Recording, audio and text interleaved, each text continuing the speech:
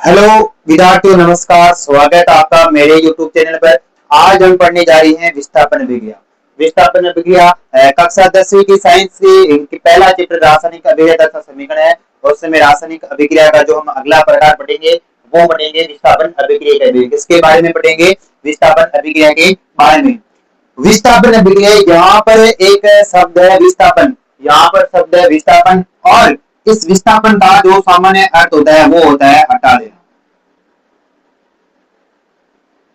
विस्थापन का सामान्य अर्थ होता है हटा देना।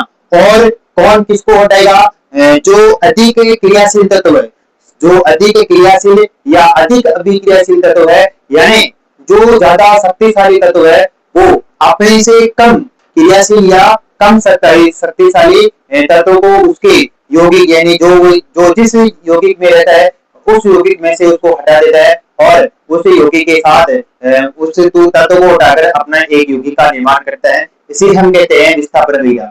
इसका जो सामान्य रूप है वो हम यहाँ पर देखते हैं। मान लेते हैं एक कोई यौगिक है और उसका विलयन है Bc। यौगिक कौन सा है? Bc है। और यहाँ पर एक तत्व है A। कौन सा तत्व है? A। यहाँ पर जो ये B है ये है विनाइन और C है ये है विनाइन। यानी कोई भी यौगिक होता है उसमें जो पहला तत्व होता है वो विनाइन होता है और जो लास्ट में लिखा जाता है वो विनाइन होता है। तो यहाँ पर A कोई तत्व है, A कोई क्या है? तत्व है। यहाँ पर कोई एक धातु है। जो यौगिक BC है इसमें B है, ये धातु है और ये धातु है।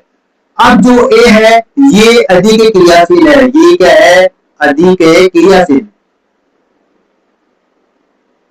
अधिक क्रियाशील है। और जो इसमें BC में ये B है, जो ये B है ये क्या है? यहाँ पर कम क्रियाशील है। क्या है? कम क्रियाशील, कम क्रियाशील तत्व है। क्या है? कम क्रियाशील तत्व है और ये अधिक क्रियाशील तत्व है। तो यहाँ पर जो आगे जब हम BC के अंदर तत्व A को हम डालते हैं तो ये A क्या करता है? BC में से B को यहाँ से हटा देता है और अपने यौगिक यानी C के साथ मिलकर AC का निर्माण करता है और यहाँ पर B क्या हो जाता है? अलग होता है। ये जो हमारे सामने ये नॉर्मल फॉर्म है, ये रूप है, ये है विस्थापन अभिक्रिया। किसका है? विस्थापन अभिक्रिया। हम इसकी एग्जाम में परिभाषा कैसे लिखेंगे? एक अधिक क्रियाशील तत्व, एक अधिक क्रियाशील तत्व किसी यौगिक में से, एक अधिक क्रियाशील तत्व किसी यौगिक में से कम क्रियाशील तत्व को हटाकर अपने यौगिक का निर्माण करता है और वो तत्व अलग हो जाता है। इसे हम कहते हैं विस्थापन अभिक्रिया। यानी यहाँ पर जो सबसे ज्यादा शक्तिशाली था, सबसे ज्यादा ताकतवर जो तत्व था वो अपने से कम क्रियाशील या कम ताकतवर तत्व को वहां से विस्थापित कर देता है। जब ये तत्व यहाँ से हट जाता है तो इसीलिए हम इसे कहते हैं विस्थापन अभिक्रिया। क्या कहते हैं? विस्थापन अभिक्रिया। अब हमें कैसे पता चलेगा कि ये तत्व ज्यादा क्रियाशील है या फिर ये तत्व ज्यादा क्रियाशील है? इसके लिए हमें एक सारणी याद करनी होगी और उस सारणी का नाम है सक्रियता श्रेणी। क्या है? सक्रियता श्रेणी। यदि ये सक्रियता श्रेणी हमें याद होगी तो हम इनका आसानी से आंसर दे सकते हैं। तो हम यहाँ लिखते हैं सक्रियता श्रेणी।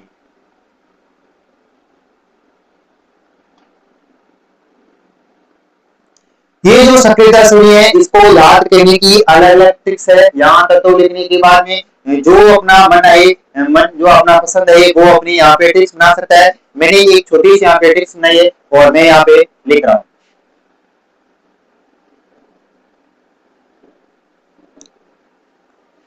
काना का मगा आला, काना का मगा आला, जिन्हें फेंका, जिन्हें फेंका परबसर है, कौन है जी? कौन है जी? आगे आओ। कौन है जी? आगे आओ। काना का मगा आला, जिन्हें फेंका परबसर है, कौन है जी? आगे आओ। ये मैंने एक ट्रिक्स बनाई है। ये क्या है? ट्रिक्स है। ये कोई तत्व के नाम नहीं है, ये क्या है? ट्रिक्स है। और इस ट्रिक्स के माध्यम से हम सक्रियता श्रेणी याद करेंगे। काका मतलब के लिखेंगे, के क्या लिखेंगे यहाँ पर? के, ना ना का मतलब है Na, का फिर यहाँ है सी, यह क्या पर है सी, ये के है, इसका नाम है पोटेशियम। क्या नाम है इसका? पोटेशियम। ये जो के है इसका नाम है पोटेशियम। आगे है Na, इसका नाम है सोडियम। इसका नाम क्या है? सोडियम। और ये जो सोडियम है ये आवर्त सारणी में 11 नंबर पर आता है, यानी इसका जो परमाणु क्रमांक है 11 है। सी है, सी का मतलब है कैल्शियम।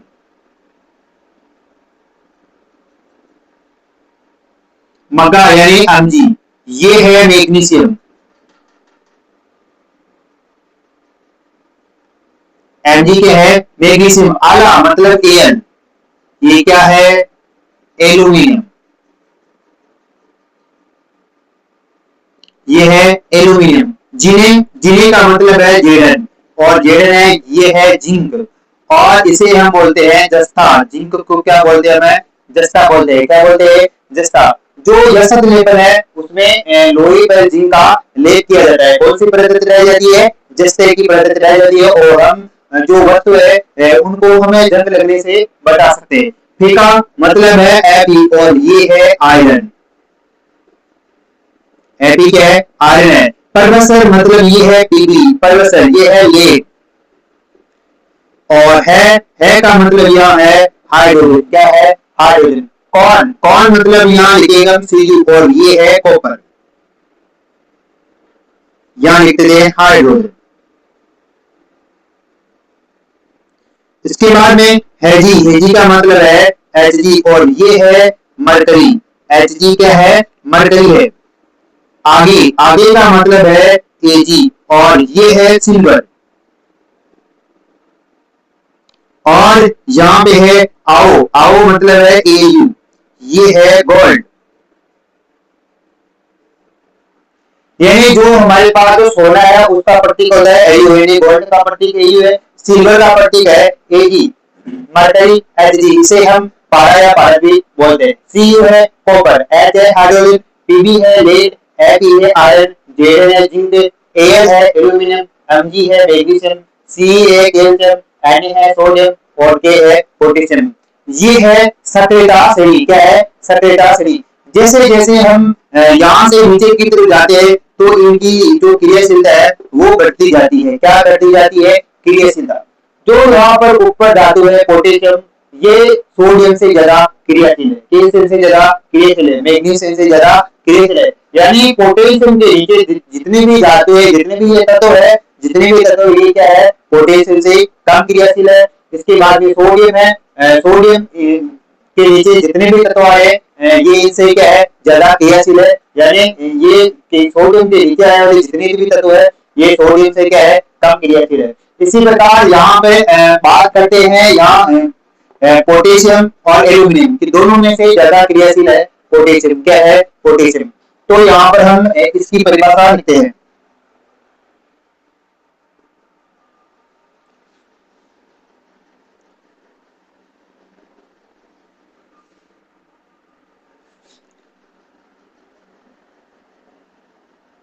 तो यहाँ लिखेंगे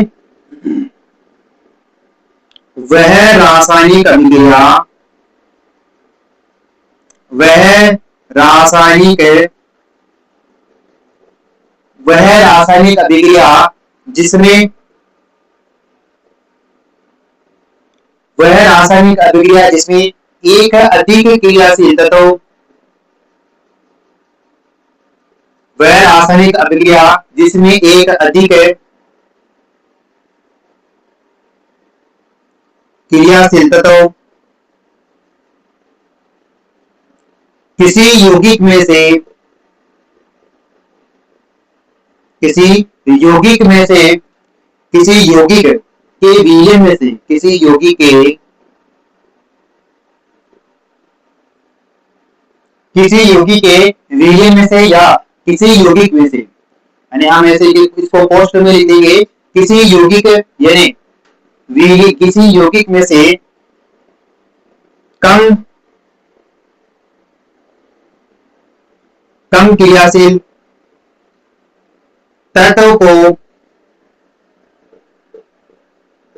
हटाकर, वह रासायनिक अभिक्रिया जिसमें एक अधिक क्रियाशील तत्व किसी यौगिक में से कम क्रियाशील तत्वों को हटाकर अपने यौगिक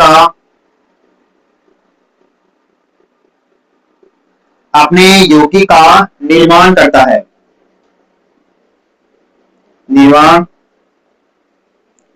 अपने यौगिक का निर्माण कर लेता है, विस्थापन अभिक्रिया कहलाती है। विस्थापन अभिक्रिया कहलाती है। यानी वह रासायनिक अभिक्रिया जिसमें एक अधिक क्रियाशील तत्व किसी यौगिक में से कम क्रियाशील तत्वों को हटाकर अपने यौगिक का निर्माण कर लेता है, उसे हम विस्थापन अभिक्रिया कहते हैं। हम इसके देखते हैं उदाहरण। हम लेते हैं कॉपर सल्फेट का विलयन। क्या लेते हैं? कॉपर सल्फेट का विलयन। हमने लिया कॉपर सल्फेट। क्या लिया? Copper sulphate. ये है Cu है कॉपर और SO4 है सल्फेट। कॉपर सल्फेट के विलयन में हम Fe धातु डालते हैं। कौन सी धातु डालते हैं? Fe। तो यहाँ पर सक्रियता श्रेणी में Fe है यहाँ पर और कॉपर है नीचे। Fe ऊपर है और कॉपर क्या है? नीचे। तो Fe क्या करेगा? यहाँ से कॉपर को हटा देगा। यहाँ से कॉपर को क्या कर देगा? ये हटा देगा। यहाँ से कॉपर को क्या कर देगा? ये हटा देगा।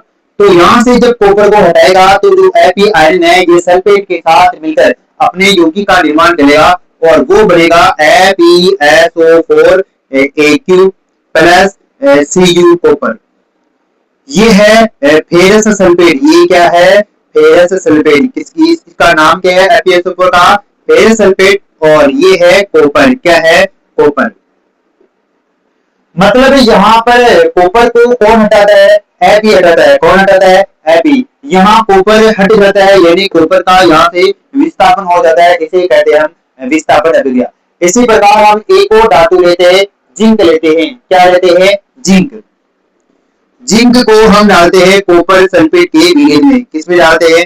कॉपर सल्फेट के विलयन में। जब जिंक को कॉपर सल्फेट के विलयन में डालते हैं तब जिंक क्या करता है? इस कॉपर को यहाँ से हटा देता है। क्यों हटाता है? क्योंकि जो जिंक है ये अधिक अभिक्रियाशील है यानी ज्यादा क्रियाशील तत्व है किसकी बजाय? कॉपर की बजाय। तो ये क्या करेगा? यहाँ से कॉपर को हटा देगा। ये धातु है इसलिए हमने यहाँ पे F लिखा इसके साथ। ये विलयन के रूप में है तो हमने लिखा इसको Aq। यहाँ से हटेगा तो यहाँ बनेगा ZnSO4। क्या बनेगा? ZnSO4। ये है Aq प्लस यहाँ अलग हो जाएगी कॉपर। कौन सा तत्व या कौन सी धातु यहाँ से अलग हो गई? कॉपर। अब जो ये ZnSO4 है इसका नाम है Zn है जिंक और SO4 है सल्फेट। तो ये है जिंक सल्फेट। ZnSO4 का नाम क्या है? Zinc sulphate. Zn zinc SO4 sulphate. इनका नाम लिखना बहुत आसान है। हमें जिंक का नाम ये Zn है, ये किसका प्रतीक है? जिंक का। और SO4 है, ये किसका सूत्र होता है? सल्फेट का सूत्र। जो सल्फेट का सूत्र होता है वो होता है SO4-2। क्या होता है? SO4-2। और जिंक होता है Zn। इसकी संयोजकता होती है 2। कितनी होती है? 2। जब यहाँ हम सूत्र निर्माण करेंगे तब यहाँ पर भी 2 है, यहाँ पे तो 2 से 2 क्या हो जाएंगे? सरल अनुपात में यहाँ से कट गए, यहाँ भी 1 बच गया, यहाँ भी गया। तो क्या करेंगे? इन दोनों की यदि एक एक संयोजकता है दोनों को एक साथ लिख देंगे ZnSO4। ये है जिंक सल्फेट। किसका सूत्र है? जिंक सल्फेट का।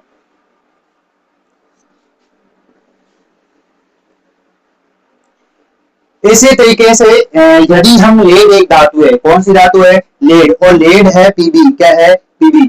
यदि हम इसको कॉपर क्लोराइड के विलयन में डालते हैं। किसमें डालते हैं? Copper chloride CuCl2। किसमें डालते हैं? CuCl2।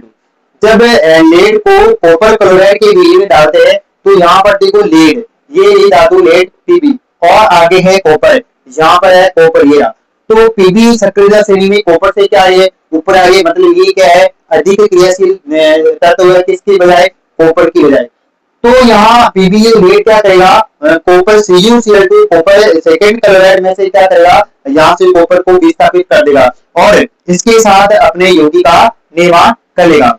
तो ये हो गया PbCl2। क्या बनेगा? PbCl2। और यहाँ से कॉपर अलग जा रही है तो ये कॉपर क्या हो जाएगा? यहाँ से अलग हो जाएगा। जो PbCl2 है इसका नाम है लेड क्लोराइड। क्या नाम है? Lead chloride.